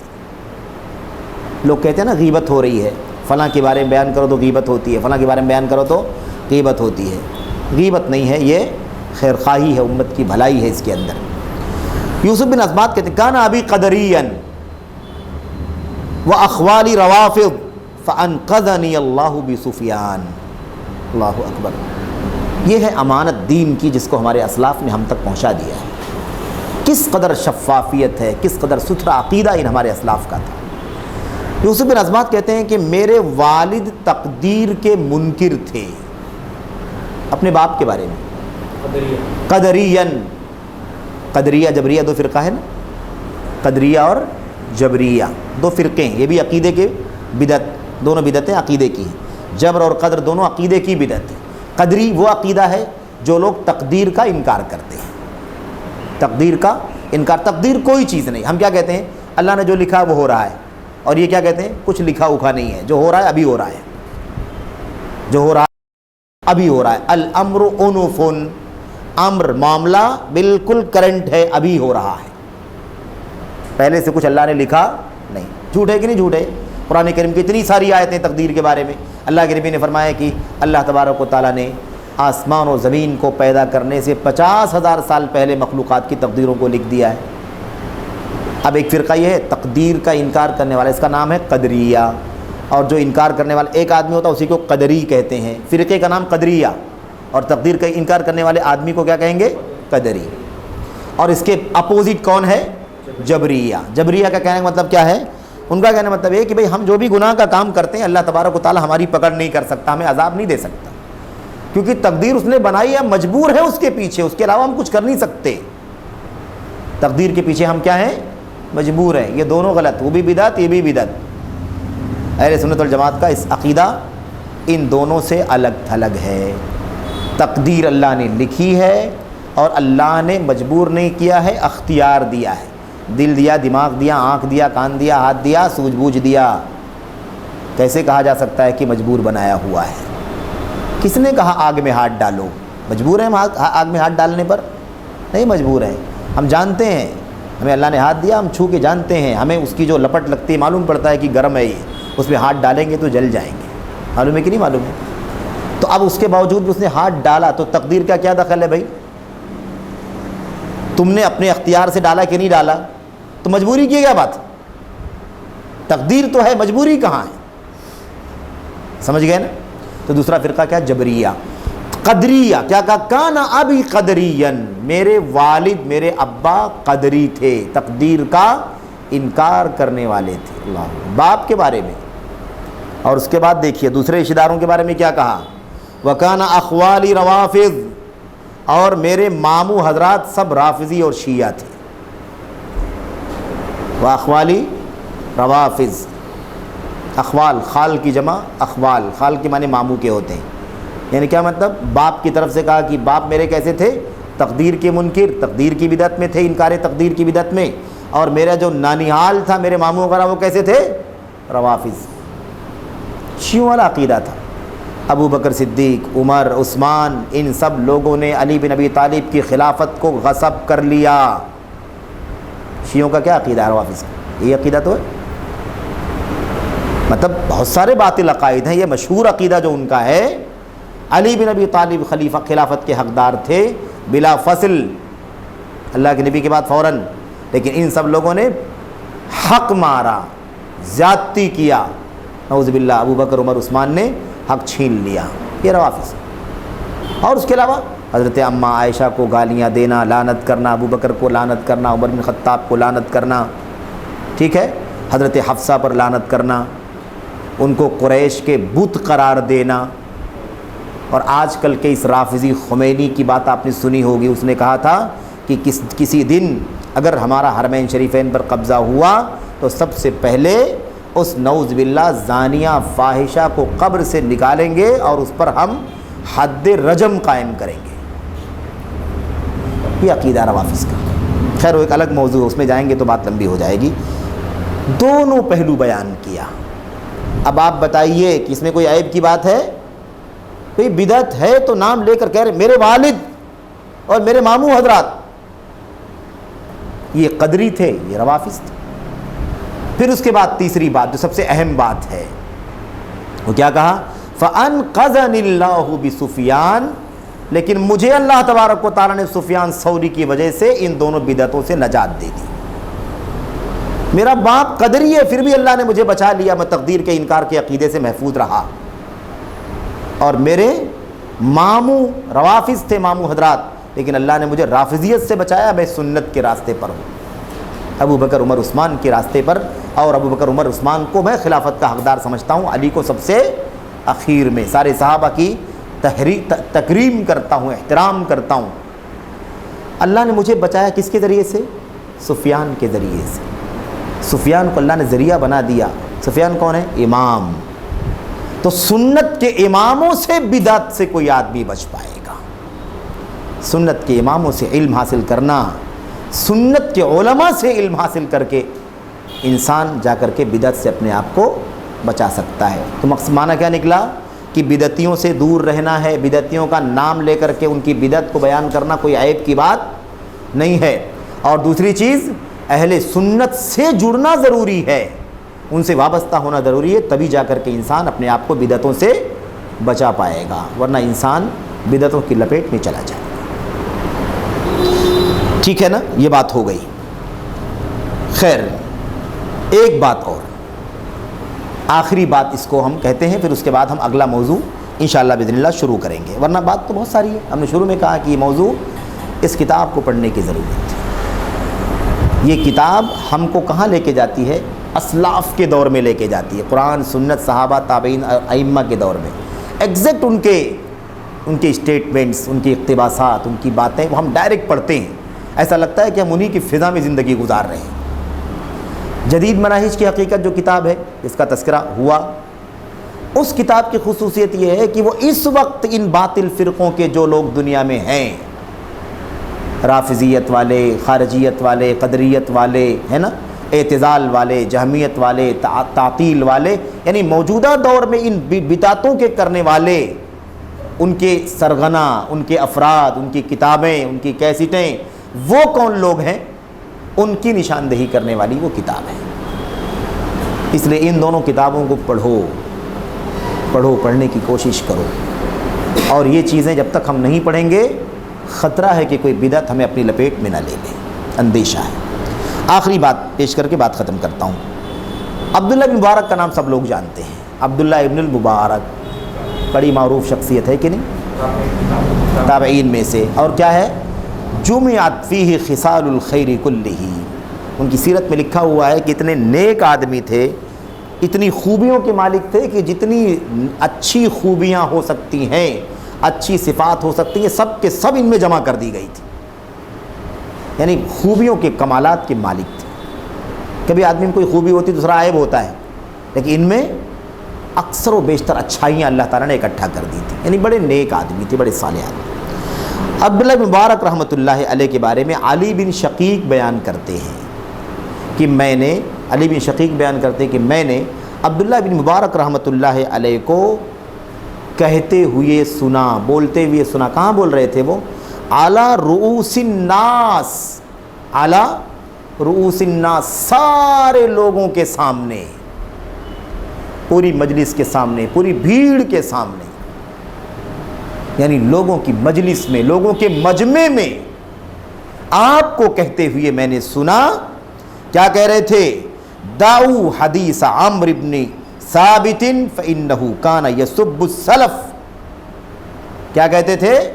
اے لوگو، عمرو بن ثابت کی حدیث کو چھوڑ دو، عمرو بن ثابت کی حدیث کو نہیں لینا، اس سے حدیث روایت نہیں کرنا، اس سے حدیث روایت نہیں کرنا۔ کیوں؟ فإنه كان يسب السلف، اس لیے کہ یہ عمرو بن ثابت نام کا آدمی یہ اسلاف کو، سلف صالحین کو گالیاں دیا کرتا تھا، برا بھلا بولا کرتا تھا۔ تبع تابعی اور تابعی کی بات چلی ہے نا، یہ تبع تابعی اور تابعی سلف کہہ رہے ہیں، کس کو کہہ رہے ہیں؟ صحابہ کرام کو۔ پتہ چلا نا کہ سلف کا لفظ آج کا نہیں ہے، اللہ کے نبی صلی اللہ علیہ وسلم کے صحابہ کے بارے میں، ہمارے صحابہ کے بارے میں تابعین استعمال کرتے رہے، تبع تابعین استعمال کرتے رہے، سلف کا لفظ کوئی نیا لفظ نہیں ہے۔ یہ لفظ قدیم لفظ ہے، خیر القرون میں استعمال ہوا ہے۔ صاف کہتے ہیں کہ اے لوگوں، عمرو بن ثابت سے روایت نہیں لینا، یعنی وہ روایت بیان کرتا ہے یہاں وہاں سے روایتیں بتلاتا ہے، بیان کرتا ہے، اس کی روایت نہیں کرنا، اس کی حدیث کو نہیں لینا۔ کیوں نہیں لینا؟ اس لیے کہ اس کے یہاں اتنی خطرناک بدعت پائی جاتی ہے کہ وہ سلف کو گالیاں دیتا ہے، برا بھلا کہتا ہے۔ کیا برا بھلا؟ کسی صحابی کے بارے میں کوئی الزام، کسی صحابی کے بارے میں کوئی الزام، کسی کے بارے میں کوئی الزام، ایسی باتیں کرتا ہے، برائیاں بیان کرتا ہے۔ مثال کے طور پر اگر وہ رافضیت کے عقیدے کا رہا ہو تو کہتا رہا ہوگا کہ ابو بکر عمر عثمان نے خلافت چھین لی ہے، مثال کے طور پر، ہے کہ نہیں؟ یا علی بن ابی طالب کے بارے میں کوئی بات بری کہتا ہوگا، یا حضرت عثمان غنی کے بارے میں کہتا ہوگا، جیسے آج بہت سارے لوگ عثمان غنی کے بارے میں کہتے ہیں، لکھتے ہیں اپنی کتابوں کے اندر۔ کچھ بھی رہ سکتا ہے، کیونکہ انہوں نے واضح نہیں کیا۔ کیا کہا؟ فَإِنَّهُ كَانَ يَسُبُّ السَّلَف، اس لیے کہ وہ سلف کو گالیاں دیا کرتا تھا، اس لیے اس کی حدیث لینا جائز۔